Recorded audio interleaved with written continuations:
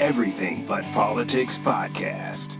Welcome back to the Everything But Politics podcast. Joining us today from Colorado, Wade Critides, host of the Getting Magnetic podcast, entrepreneur, father, and one cool-ass dude. Wade, welcome to the show, man. Welcome. Gentlemen, what a pleasure to be here. You know, we were talking before we hit record. This has been a long time coming. We had to reschedule a bunch of times. Life happens, and here we are, divinely orchestrated. I'm excited to be here with you guys and just chop it up.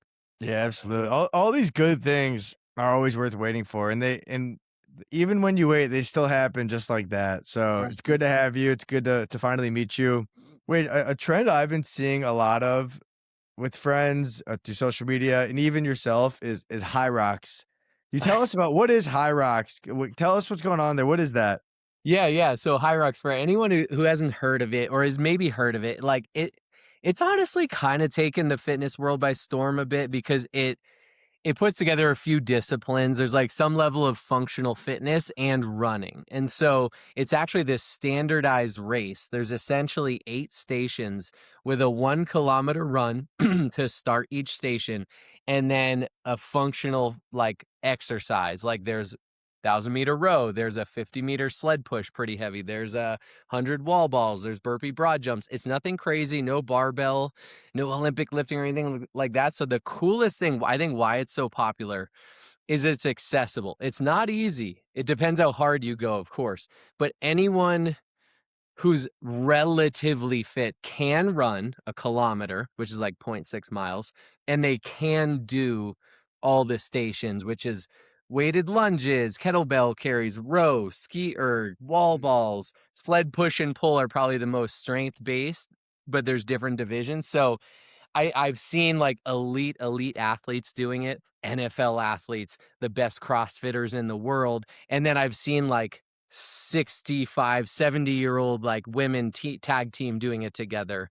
And that is the really cool thing. It brings a lot of different people together and it it is a test of your fitness for sure. And by the end of it, you're tired, but you're fulfilled because you're like, I just did that. Yeah. How long is the workout, and do you sign up for these events or do you just do them naturally? Yeah, so they're honestly at this point, getting a ticket is like getting a Taylor Swift concert ticket. The second they go on sale, they're out of, like, you got to be on the wait list, a pre-order. Like, you can't even get a ticket. It's so crazy. Wow. Or you just got to be ready, fast fingers the second it drops, or know someone or secondary market. But yeah, it takes under an hour for an individual. So there's solo and doubles. Doubles is more fun. Solo is more pain. Under an hour is like the elite. And then Are you under an hour?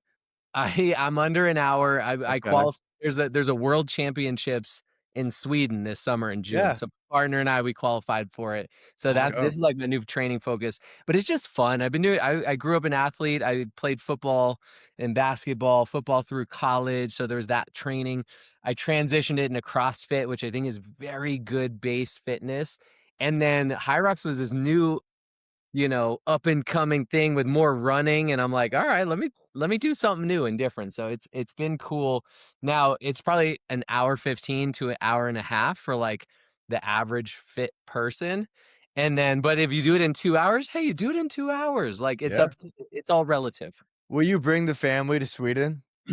I thought about it, but my partner and I, we're also business partners. We invest together. We do some content together. We were like, it'll be a lot and pretty tough. So my wife's family's all in Southern California in Orange County. They're going to go out to Orange County, hang with family. I'm going to go with my best friend and High Rocks partner to Sweden for a week and take the sights in and drop the hammer one night and race in the world championships. Awesome. I look forward to that'll be here before we know it. So I look forward to following but along. check it out. The workouts are fun. The workouts are different stuff, and it's running and fitness combined, and it's cool. Well, so wait, you mentioned you have an athletic background, and then I know through your socials you also have a corporate background. So why don't you let's take a step back. Your athletic upbringing, you said you played football. So I guess let's start there. Yeah, so my story, high level, I am just this eternally optimistic guy. I think it's definitely my nature. Like, I was blessed with it, and I'm so grateful. I also Yes. work at it. But so I consider I had a great upbringing. But some people might look and be like, "Oh my gosh, that was tough." But we didn't have a lot of. One pain point was I always felt like we didn't have money. Like we weren't like in the slums, like dead broke, like couldn't afford the next meal type. But like money was a pain point for sure growing up. So I grew up in the Boston area in the Northeast. And from this young age, I'm like, okay, I have to build financial security in my life. And I'm looking around as I get older, middle school, high school. I'm like, how do I do that? All I saw was like businessmen. I'm like, I'm in the Boston area, Northeast, New York, etc. And I'm like, all right, I guess I got to go into business. How do I do that? Let me go to business school. How do I do that? I got to get good grades and or get a scholarship or both. So I really gravitated towards football. I loved it. And I just realized, all right, I got to get good enough grades and like, let me just keep working hard at football. I ended up getting a scholarship to a business school called Bentley University, which was awesome. It was D2. So I redshirted, but then I got the opportunity to like get a really good business degree. I realized it was basically like finance or accounting. Otherwise, you're kind of wasting your degree. I'm like, accounting's too boring for me. All right, I'll do finance. I'll do this Wall Street thing. Those people make money, right? Went to finance. Was fortunate enough. D2 is a really cool thing because you can kind of come in and play right away if you're good, and then you get a really good business degree. I ended up getting my master's degree there in finance. I'm like, shoot, I better use this thing. And my whole life I've been working. I loved football, but I've been working. When I make six figures, I'm going to have financial security for me, for my family. I'm going to be able to like provide for everyone. And that is like the missing piece in my life. That's what like I need to work towards. So I get my master's degree. I finish football and like, I better use this thing, go into the working world, kind of just head down. Like, let's climb the ladder. Like when I make six figures, that's the pinnacle. Like I'm there. I've made it. I've achieved. I've made it to the top. And so put my head down, worked hard. And, a few years in, I realized into my career, I got to that point and fortunate, lucky, worked hard, all the things. And I'm like, oh my gosh, I made it to where I've set out to go. And it was one of those moments where it's like, I'm not any happier, more fulfilled. I guess I have a better car. I've got the nice downtown apartment overlooking the seaport and the water, walk to the financial district job I have, and I can pick up my friends' bar tabs on the weekend. I guess I have better things, but like nothing really changed. Like I wasn't any happier. I wasn't any more fulfilled. And this was this mountain I was climbing. It was just one of those moments like we always hear, right? Like that wasn't it. That wasn't the answer. It's nice to have, but it's not the answer. And I was still young though. I'm in my 20s. We're doing that for another 3, 4, 5 years. I'm getting to my late 20s. I'm approaching 30. It starts to, I think as humans, but I can definitely speak as a male, men start approaching our 30s. It's this special time where we're like, if we've been in a career, we've become proficient in it, we understand it, we're probably pretty good at it, but we really also start to think, what's ahead? In the 20s, you're like learning, your head's down, you're working hard, you got time, you got a lot of freedom. You probably don't, for me, I didn't have kids yet. Like I didn't start dating in my early 20s or anything. And so like I just had freedom. I worked out, I worked hard, but I started to pick my head up and think, my wife just got home. So my son's Hey there. going, we're all good there. Hi guys. The girls might come in and say hi. I have 4 and 2-year-old Let's daughter. go. Beautiful. They just got home from gymnastics. So I'm living in my dream right now. Fast forward and I'll get there. But I started to look like, someone asked me like, hey, if you keep doing what you're doing, Wade, here's my daughter, Cameron, for anyone watching the Hi, video. Cameron. Can you say hi? No. Evan, Ethan, and Merrick over there. We're on a podcast. All right. How are you? Daddy's telling his story, okay? And she's a big part of my story. Her name's Cameron. When I was in middle school, I had this like vision for my life. I'm gonna have a firstborn son named Cameron Critides. He's gonna be a stud. I can see the jersey. He's gonna play football. He's gonna be all American, all the things.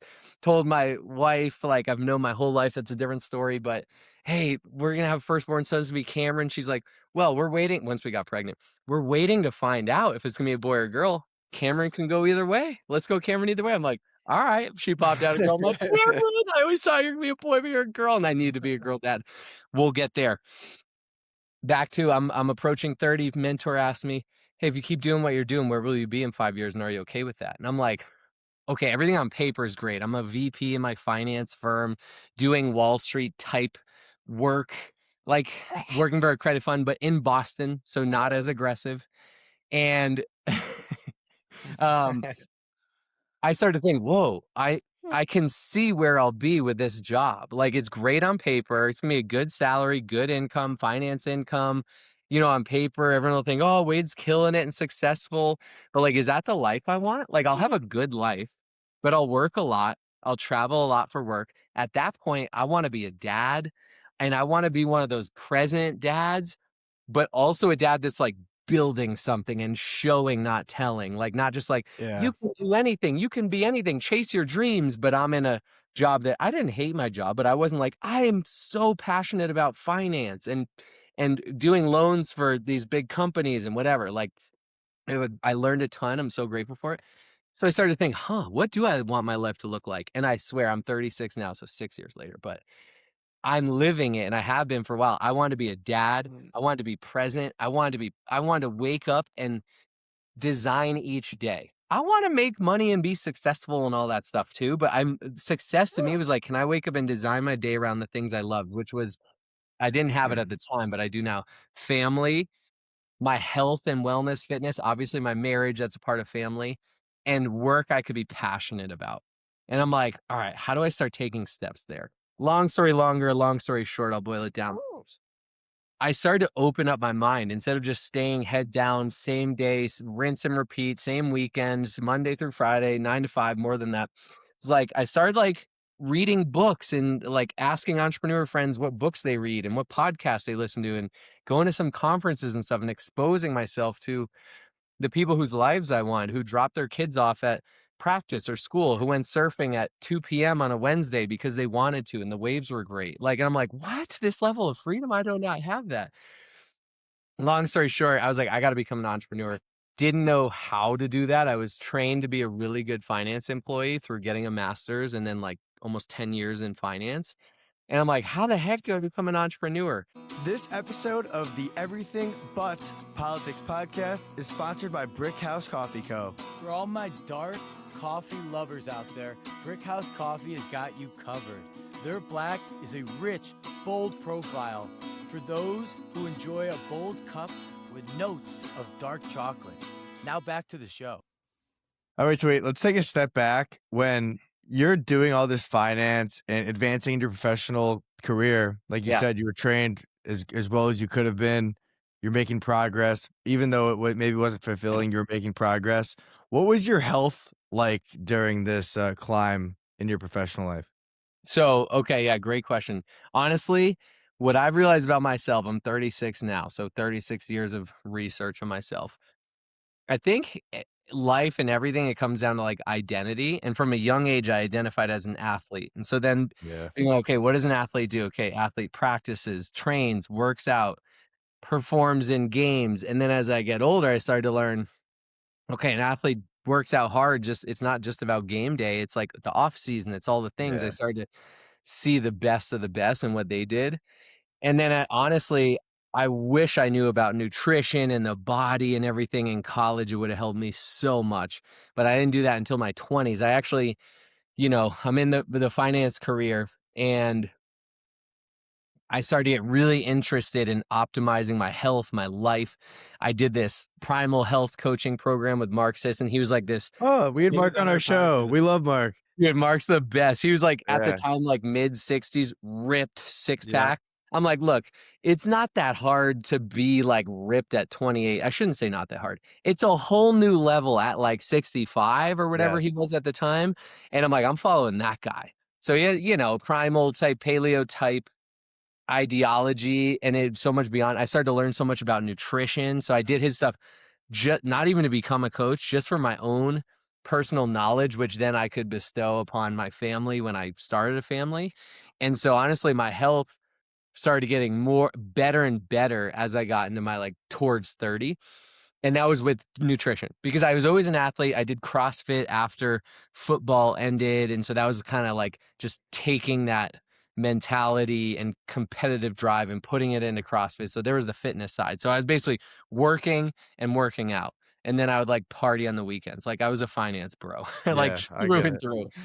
And then the nutrition is what opened it up for me. I'm like, whoa, my energy, my physique, my strength gains, like when you really dial in the inputs, uh everything starts to shift and change, let alone sleep, different stuff. So health was there, and my health got so good and my fitness got so good. People started asking me like, hey, will you coach me? I'm like, oh, I don't, I'm not a health coach. They're like, just show me what you do, tell me what you do. And I'm like, enough people ask, I'm like, oh my gosh, I guess I got to become a coach. Back to, I hired this business coach to help me become a coach and all these things, and I start to take those first steps towards entrepreneurship. And I ended up partnering, my wife ended up partnering with a wellness brand, Arbonne, where you could build a client base. You're a health coach and you're a business coach because there's a team component. And I'm like, all right, this is kind of like turnkey entrepreneurship because I don't have like entrepreneur background. I don't even know fully what to do. I don't have a service, idea, product, whatever. This is like, you're kind of the entrepreneur, the face of it, and you just learn marketing, sales, people, leadership, community building, customer service, like these evergreen skills. So I jumped in with her and realized, oh my gosh, this business model is genius. Like if I can make a big impact and have a big ripple, like there's an income attached to that. Yeah. And I'm like, geez, if I could make enough to replace my finance income, I would leave corporate America. So started that kind of as a side hustle. I said I was working the day job in finance, was working the passion project after hours, just kind of in that no kids yet, late 20s, like grinding, but in a fun way. I was waking up like with a vision for my life that 35. For the first time. Yeah. Yeah. Otherwise, I was just waking up on rinse cycle. I was always happy. What do you I'm call like, it? oh, Rinse wake up. cycle? Yeah, like on that That's rinse funny. cycle, like I'm just in the washing machine. I'm on the hamster wheel, Ah, just like over and over, where got I'd it. wake up on Monday, like, all right, here we go. Got the week of work. I would sleep in until the last second to get to work just before my boss, have a good work day. I was productive, whatever, but like, oh my gosh. Yeah. Anyways, and then wait for the weekend. On Friday night, I'd rip it with the boys. Saturday night, same. Sunday, sometimes I would too, and be like, oh my gosh. But luckily, like I'm in my 20s. By Monday morning, I'm like, I got this. I'll just power through it, and just over and over again, every single week. Not like waking up with vision or excited for life, just like day in, day to day. And then all of a sudden, with this entrepreneur opportunity, started to like be working towards something and waking up excited, and in my free time being like, ooh, I could get closer to my dream life. I could start building towards that. So we kind of had the vision like, hey, not messing around here. Like, let's create a beautiful life through this by helping a lot of other people. Honestly, like a year into joining her, we worked hard, but it's leverage. It's different. It's different than like trading time for money. I was able to more than replace my finance income and was like, oh my gosh, and left that behind. And that was 7 years ago or 6+ years ago. So right around 30, became kind of a full-time entrepreneur. I remember the first day I'm like, babe, what do I do all day? How do you be an entrepreneur all day? Like I'm used to like being an employee and being told what to do. And now since then, so that's our main thing. We have a wellness business with Arbonne. I'm a content creator now. I've got 3 kids, 4, 2, and 10 months. And it's funny, I'm pinched myself. I'm like, whoa, I get to wake up every day and design my days like the original dream. And like now there's new dreams and there's new mountains and there's new things, but like it's been a blessing. And that was long story longer to your question, but sometimes Yeah. stories are the That best. was That's what great. connects us. Absolutely. So when you're that late 20-year-old who's like, I'm gonna take control of my life, I'm gonna become an entrepreneur, and this is what I want for myself, this is what I envision. It's so easy for people to, get a dopamine rush, like, yeah. But talk about stacking the small wins and kind of like developing a process or a system to help you get there rather than just like doing everything in one day, because people like will go so hard for one day and then the next day do nothing and then go hard the next day and then do nothing for 2 days. But that consistently stacking of small wins is so much more important than grinding so hard for 18 hours one day. 100%. Yeah.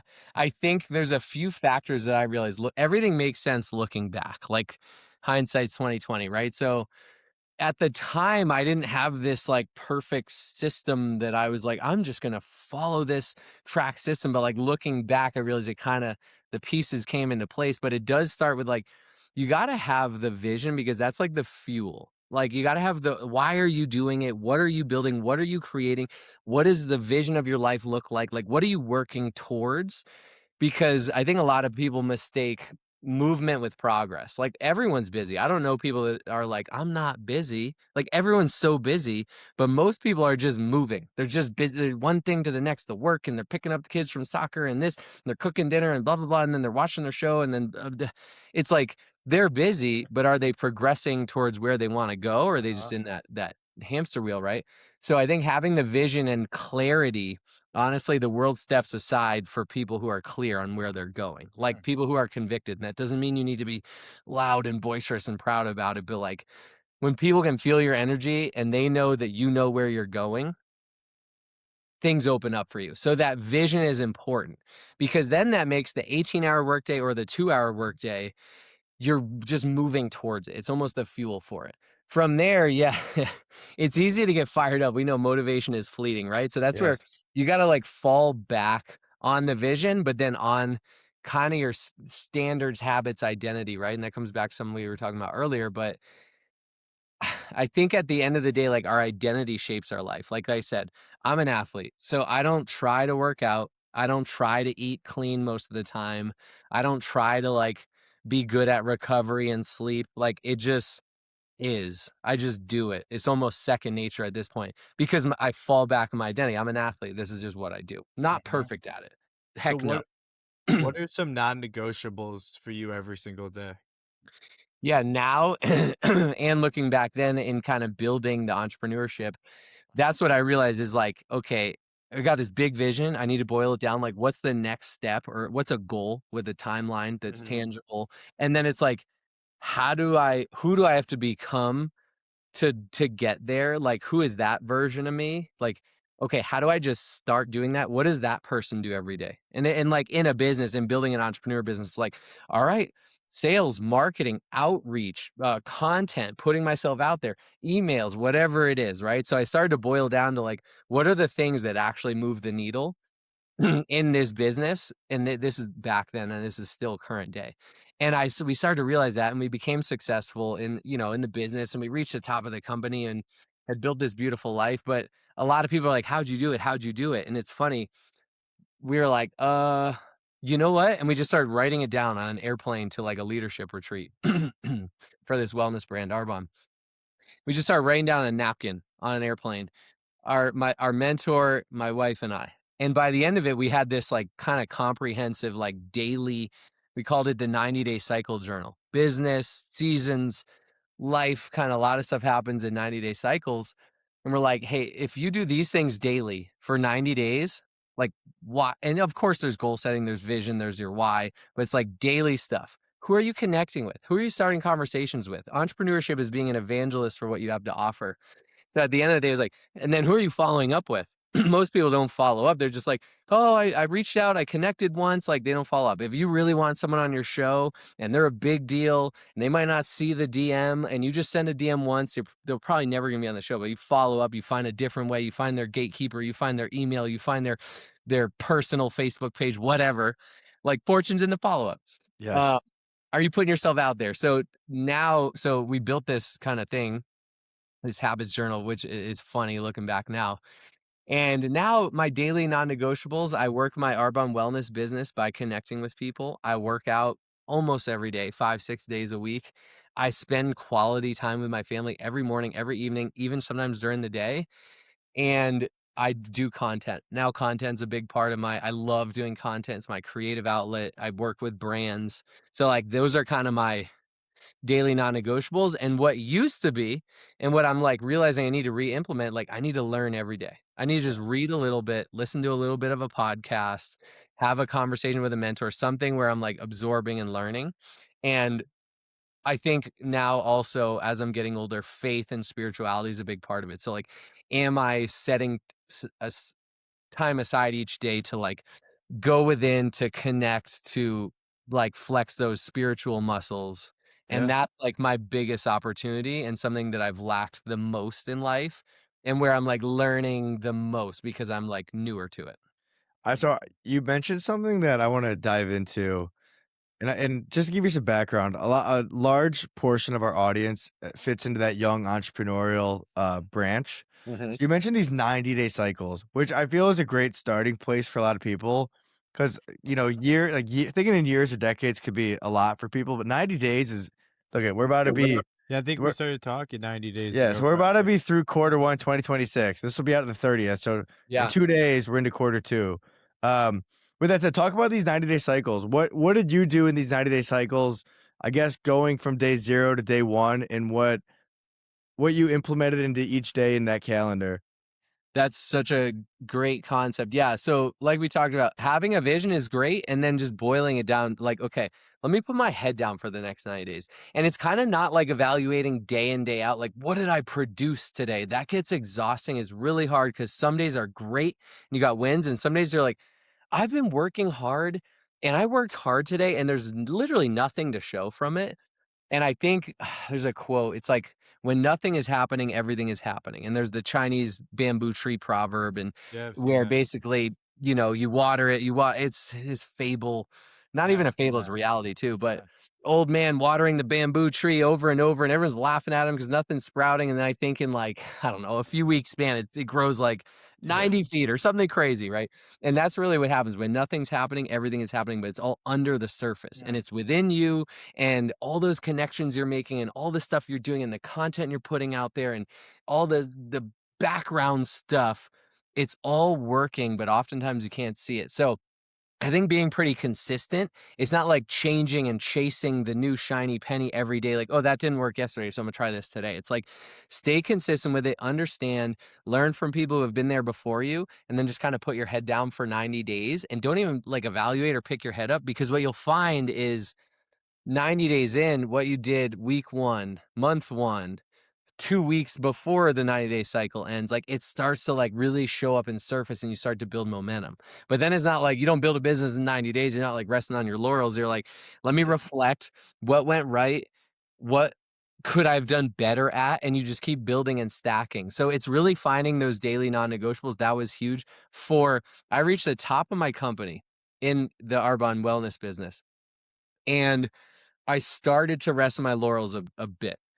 And I was like, "Oh my gosh, why am I not doing the things that got me here?" Like, that's how I'm gonna keep growing, doing the things that got me here, not like, "Oh, I'm just gonna lead now and preach and coach people." It's like, no, I gotta do. I gotta be in the trenches with people in the best way. That's when it's most exciting too. The build is the most exciting. You think the peak is. I swear, looking back, the most fun parts of building a business is the build, and the hardest part, and the most stressful, and the craziest. But I called this other girl who's a top leader in the company, and I was like, "Hey, I've been like, I'm leaving potential on the table. I'm playing small. Want to be my accountability partner." So I found someone who had like similar goals as me. And I'm like, "Hey, every day." And we used our 90-day habits journal, which just had daily basic stuff. Who am I connecting with? Who am I following up with? What am I putting out on social? Did I do like gratitude, meditation, spirituality, anything like that? Did I review my goals? Whatever, stuff that'll help move the needle each day. And every day for over 700 days, over 2 years straight, we took a picture of our daily activity and we sent it to each other, because accountability will change your life. And when you're like accountable to yourself, you're like, "Oh, I'll do that tomorrow." And you usually don't. When you're like, "I got to send a picture of what I did today on this like structured journal page to my accountability partner who's also a top leader." And we didn't make every day, but we made 97% of the days. And if we didn't, we owed like 50 burpees or like $50 Venmo to the other person. So like there was a little bit of pain in missing it. Um, for over 700 days straight. And what happened there was like you build the muscle. So then just doing it was second nature as a habit. It was just like, oh, that's just what I do. And wait, 6 years ago was around the pandemic, kind of like the start of like the TikTok trend and social media. How is your content game and your social media in general changed from when you started to now? Oh my gosh. I actually just hit 100,000 followers, which has been a goal of mine. Congratulations. Congratulations, man. Thank you. I started about 7 years ago when I was like, I want to become an entrepreneur. I learned all this stuff from Mark Sisson about health. And I'm like, so many people would ask me in real life about health. I'm like, let me just start Wellness with Wade, this Instagram account. It's my current account still. And I'm just going to share health tips. And I just started there. And Instagram and social media has changed and evolved so much since then. But it's funny. I look back, I want to reflect on like humble beginnings where I started. It would be like, before cold plunging was hot, I'd be like, cold exposure is really good for you. And there's a picture of a penguin jumping off an iceberg into Antarctic Ocean. And the caption was just like, cold exposure is great. Here's how to do it. Here's what to do, blah, blah, blah. That was the whole post. And nowadays, like content's morphed a lot, but like I had the most humble beginnings, but it was just like, I believe I have something to offer. I believe I have some level of uniqueness in a way that I can share it, and I'm just going to put it out there. And honestly, for me, I always felt comfortable pretty much sharing on social, and that's not most people. So I realize I'm different there. But then it was just consistency and learning. But it wasn't until about 18 months ago I saw my buddy Eric Hinman really doing a lot of these brand deals and growing his account. And like, I'm like, whoa, he treats this professionally. I've always just kind of like shared my life and whatever. And I think I had 35,000 followers 1 year ago, maybe a year and a quarter, 15 months ago. I'm Okay. like, I'm going to lean into this. And I started studying it more. I had a golden rule. I create before I consume. I'm not perfect, but like I put stuff out there before I watch anyone's. And if I'm watching, I'm usually trying to study like what's working, what are people sharing, what works. And like, I'm just going to be consistent, like I have with working out, like I have with sending my accountability journal 700 plus days in a row, and just started putting out content like almost every day, not every day. Like I would take some Sundays off and whatever. And I think that's really good. But I just started to like lean in and be like, I'm going to treat this professionally. And here we are 15 months later. Yeah, hit 100,000. I probably am working with like 15 brands right now on it's called UGC, where user generated content. They basically take my content, use it for ads for their brand. And so it's been really cool, and it's all come on fast, and who knows where that market will go. So I'm kind of striking while the iron's hot there, but it's it's like anything. It's being consistent with it, but also realize a lot of people want to do content, but they hate doing content. I'm like, if you hate it and it's like this lead weight, it's important, but you got to really evaluate that. Because if you're just like begrudgingly trying to create content, no one's really going to probably want to watch that. It's not going to last. How long are you going to do it? It's a creative outlet for me. I love it. It challenges me. And so I lean into it. But yeah, it's morphed a lot since the pandemic, and it continues to. It almost morphs every like quarter, it feels like. Yeah. What's up, guys? One podcast, one song every week. Podcast on Mondays, music on Fridays. Check it out. Well, and for you personally, what's your love relationship between creating content and doing podcasts? Yeah, so my wife and I have a podcast that we just kicked back up. We had like 250 episodes, and then we started to Wow. have kids and multiple kids, and life got so crazy. We were doing like 2 episodes a week, and we're like, we need less structure. Like we can't like deliver. Like it started out as a creative outlet, and then it became like a chore. And when it starts feeling like a chore, that gets tough. And we're like, all right, let's pause. We'll probably come back for a season 2.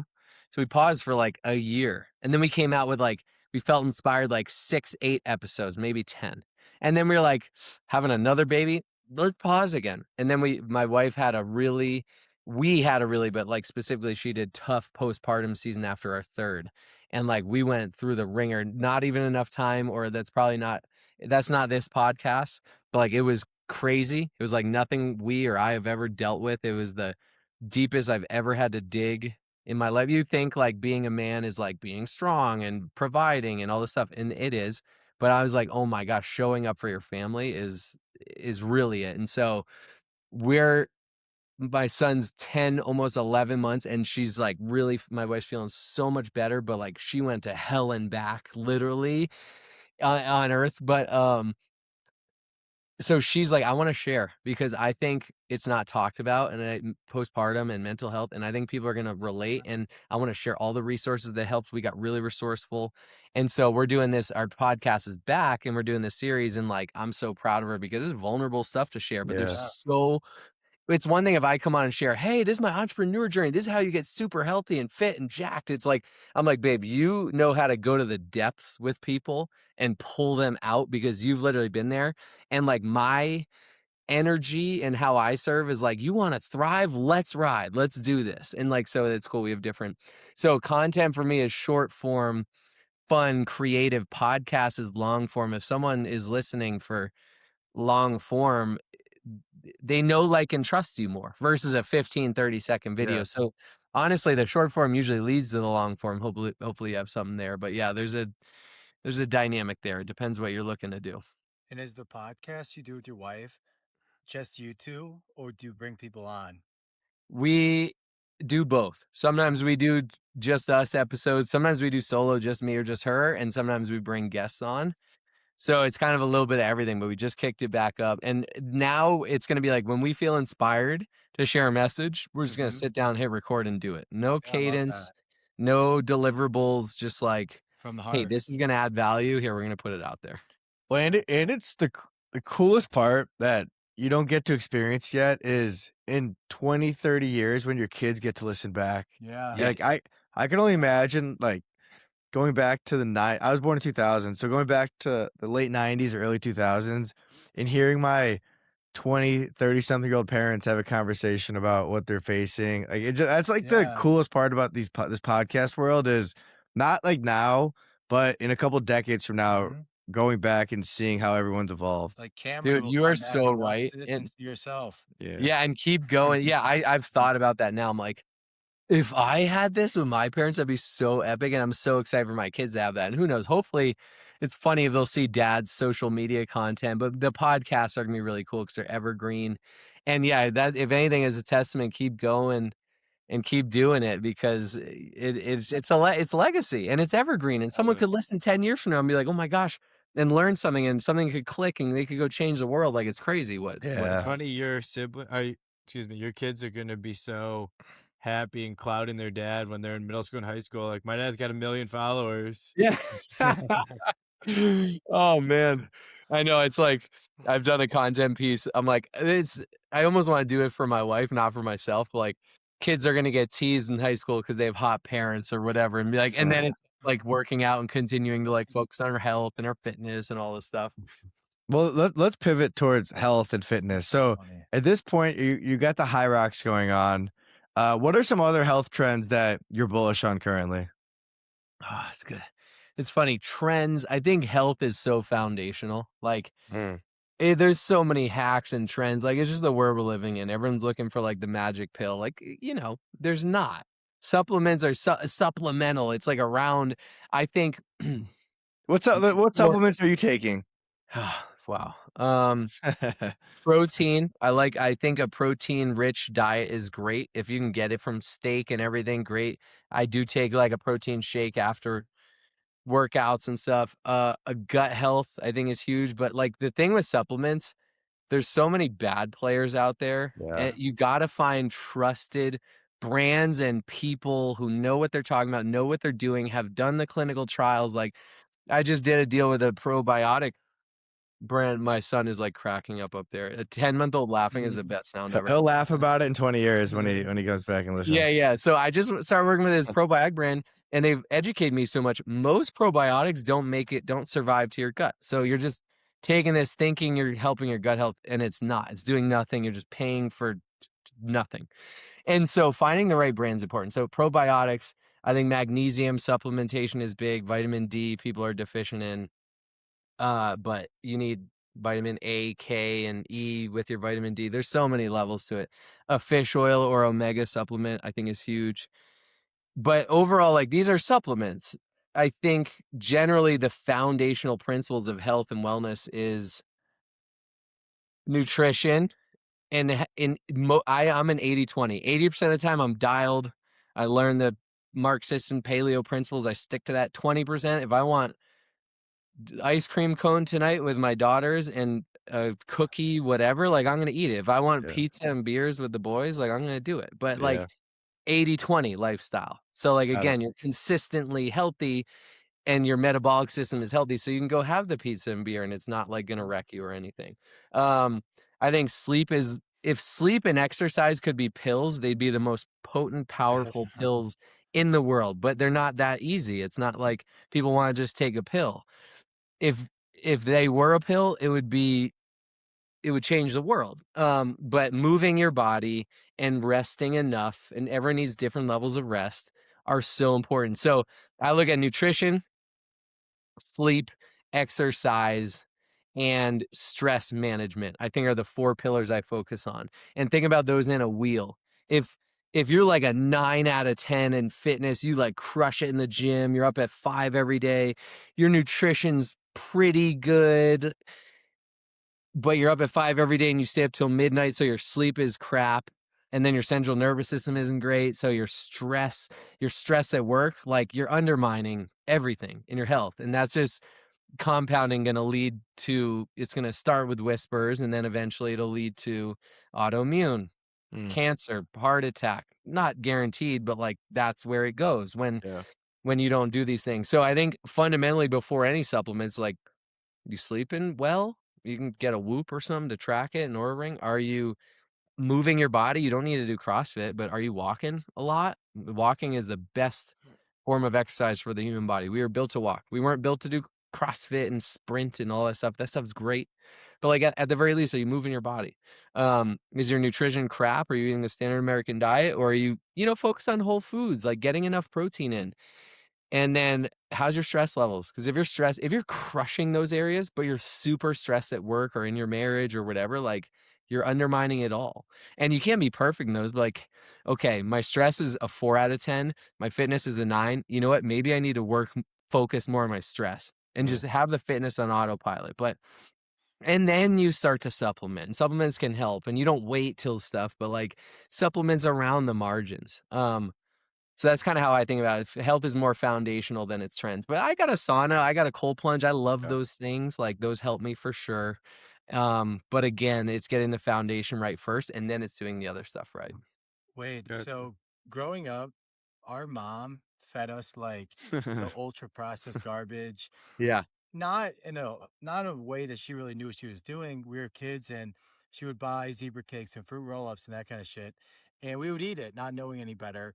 And looking back, I think to myself, wow, like how do you, as a father, balance wanting to treat your kids to good treats sometimes while also, having them eat real whole food? Yeah. How do you balance that as a father? Yeah, it's a great question, and it's something you just learn on the job. Like, 90 I knew a lot about health and wellness Yeah. going into becoming a dad, but that doesn't mean that you just, like, get to implement it all and it's all perfect. Like, you gotta figure it out on the job, of course. But I think just having standards and showing the way, not just, like, telling the way, like, Uh-huh. they honestly eat what we eat, and if they Right. don't. But, like, at the same time, if they're at friends and we're at a birthday, our first child, we were a little more like, "No, no, our kid doesn't have cake." Like, our kid doesn't eat so we've learned now we have 3 kids. They're gonna eat the cake at the birthday party Yeah. with the pies in it, unfortunately, and all this stuff, and Uh-huh. we limited it. Again, it's that 80/20, Yeah. like, they've got snacks, we just go for the healthy snacks. They've got beef Uh-huh. sticks, they've got Simple Mills gluten-free crackers, they've got, stuff like that. So, you kinda learn and a part of it as they get older is education, but as they're younger, it's just that's what they know. But at the same time, I'm not trying to create any trauma where, like, I'm so helicopter and strict where when they go to friend's house, they just crush a whole thing of Oreos because Yeah. they can't have it at Especially home. It's like uh-huh. you get some freedom, but you kinda set the standards at home, and it's something you can only figure out kind of as you do it, but it comes back to your identity and you, and, Right. like, then just doing the best you can with your kids. Well, the big thing, like you mentioned, is being educated.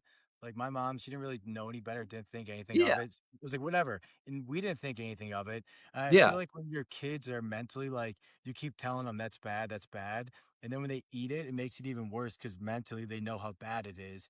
But if yeah, you're just eating it and being a kid, it's not that yeah, big of a deal. Whereas no. as you get older and you're educated and you teach them right from wrong, you kind of ease them into making the right decisions as they get older. Yeah, 100%. And parents, we're doing the best we can with the information we have. So we never like blame our parents for anything. Like that's honestly, generally Yeah. speaking, how it is. Yeah, wait, when you look at all the peers that you've come across in your 36 years, what seems to be the common theme amongst the ones that have sabotaged their health? Ooh, wow, good question. I thought you were going the other way, like thriving, who have sabotaged their health. I think at the end of the day, it's this like illusion of what's most important. So like I'd be in finance rooms at boards, I'd be the youngest guy and I'd just be, taking notes and not doing much. And these execs and whatever. And some execs, I'm like, damn, he's healthy. Good for him. It's funny side story. I'm I get a suit tailored and I'm doing CrossFit and I got this athletic big build and I'm 6'3". So I walk into the boardroom and I have like a light blue or like lavender suit on. Like you could tell when I walk in. Yeah, My yeah. BDO goes, this was like a sign for me, like I'm not meant for corporate. I'm leaving soon. I got to start building something. And he goes, our BDO goes, Wade, go to Jose Banks, get 4 baggy, like do not tailor them suits in either black, shark gray, or navy blue. Don't tailor them, no colors, and just fit in, okay? Because I'm like slim fit, looking athletic in my suit. And I'm like, okay, that is the last thing I want to Yo, But I that's the see most depressing thing I've heard all day. Just fit Yeah, in. yeah. I I know. see these execs and like they're way overweight.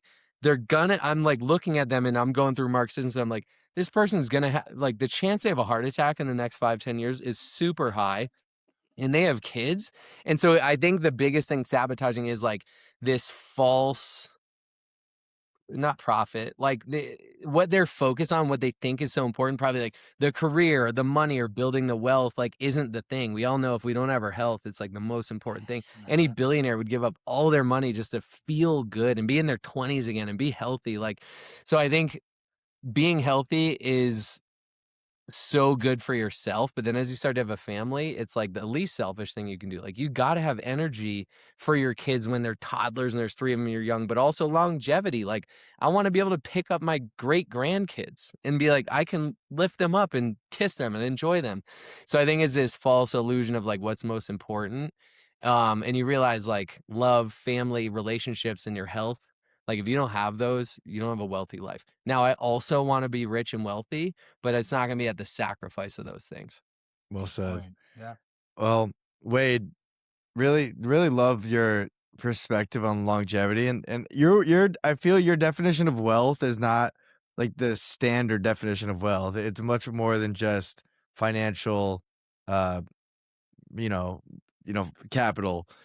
So with that said, those listening want to keep up with you, your podcast, all else you have going on. I know you got a lot going on. What's the best way for them to do that? Yeah, no, thank you guys for having me. I loved having this conversation. I know it's kind of like, let's throw Wade the mic and I'm just story mode, like This has going been off. great. But We've had a good I time. think, when people listen to a podcast, yeah, we've got a podcast too. It's called Getting Magnetic. I think Getting Magnetic with Sandy and Wade, but you just search Getting Magnetic. And Where'd that name come from? Getting magnetic. we were like, we should start a podcast. We were at the beach. We were living in Orange County at the time, and we were with a friend, and she's kind of creative, and she knew us well. And we were like, what should we call it? And she was just kind of like, Getting Magnetic. She's like, you guys, that's like what I see about you. You're magnetic. You like, you're magnets to like good people and good energy and opportunity and whatever. And we were like, it was one of those moments like, love it. Don't even have to think about it. That's it. There it is.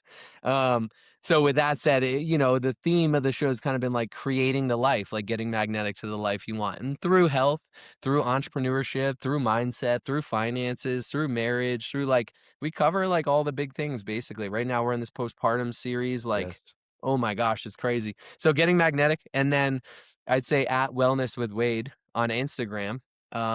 Is where I'm most active. But that podcast and Instagram, I think, are the best places to connect. And I'm really looking forward to seeing your High Rocks progress for Sweden in a couple months. Thank you. Yeah. I don't It's gonna really be know. I don't really know what I'm going to be seeing on your Instagram with the training, but I look forward to it. I know it's going to be intense. There we go. Yeah, it is. It is, and I look forward to it. I kind of like I know how hard it's going to be, and that really excites me. That's good energy. Awesome. Wade, great to meet you. Thank you again for joining us, and we look forward to doing this again down the road. Ethan, Evan, Merrick, appreciate you guys. Keep going, keep doing what you're doing, keep serving, keep making that ripple effect, and yeah, we'll stay in touch. Rock on, Wade. Thanks, Appreciate you. brother. Well, Peace. guys.